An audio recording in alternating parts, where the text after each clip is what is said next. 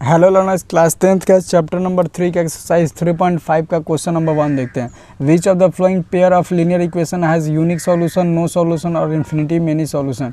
किस इस linear equation solution दिए गए हैं, उसमें हम लोग को बताना है किसके पास यूनिक सॉल्यूशन है या फिर नहीं सॉल्यूशन है या फिर इन्फिनिटी मेनी सॉल्यूशन, अनंत सॉल्यूशन है।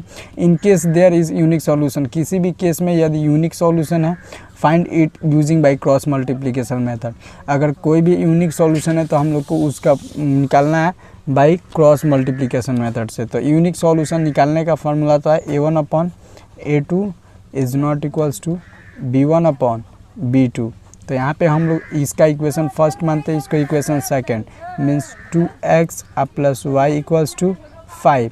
तो यहाँ में हम लोग का यहाँ पे इसको आगे ला लेते हैं, मीन्स यहाँ पे 2x + y और -5 = 0। Here a1 = 2, b1 = 1 and c1 = -5।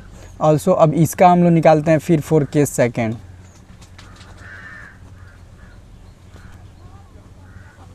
अब केस सेकेंड में हम लोग इसका निकालते हैं, तो ये 3x + 2y 8 = 0। तो यहाँ पे हम लोग लिखते हैं 3x + 2y और -8 = 0। तो a2 हो गया 3, b2 हो गया 2 एंड c2 हो गया वो है -8। तो हम लोग a1/a2 निकालते हैं यहाँ पे, a1/a2। तो a1 हम लोग के पास क्या है 2 और a2 क्या है 3। फिर हम लोग निकालते हैं b1/b2।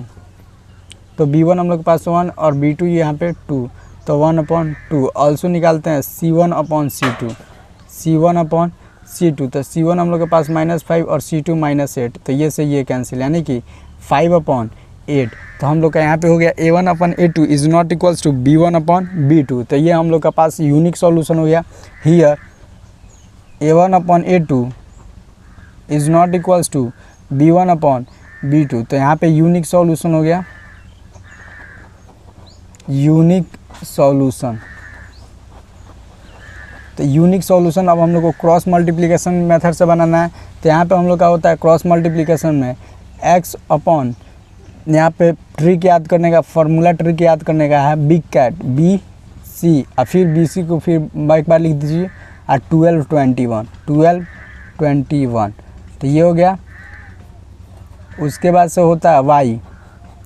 अब CA, तो यहाँ पे C और A 12 और 21 और फिर ये A पे एंड हुआ और फिर हम लोग A को आगे लिखेंगे और A और B हो जाएगा A B -12 21।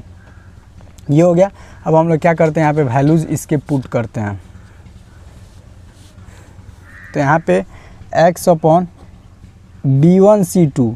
तो b1 हम लोग के पास क्या है, यहाँ पे 1 है और c2 क्या है हम लोग के पास -8। तो 1 × -8। उसके बाद हम लोग के पास b2 है, वह है 2b2 एंड c1। तो c1 यहाँ पे हम लोग का क्या है -5 इक्वल्स टू y/, ये c1 है हम लोग के पास -5 यहाँ पे एंड a2 है हम लोग के पास 3 माइनस और -8 c2 हम लोग का कितना है -8 एंड a1 हम लोग के पास कितना है 2 इक्वल्स टू, फिर हम लोग के पास a1 कितना है 2 और b2 कितना है 2 और माइनस a2 कितना है 3, a2 3 है एंड b1 कितना हम लोग के पास 1 है यहाँ पे। तो ये हो जाएगा x/, तो ये हो जाएगा -8 + 10 equals to y/, -15 + 16 equals to 1/1। तो हम लोग का यहाँ पे हो जाएगा x/2 equals to y/1 equals to 1/1। हम लोग इसको इसके साथ कंपेयर कर देते हैं, फिर इसको इसके साथ, उसके बाद हम लोग की value of x and y निकल जाएगी।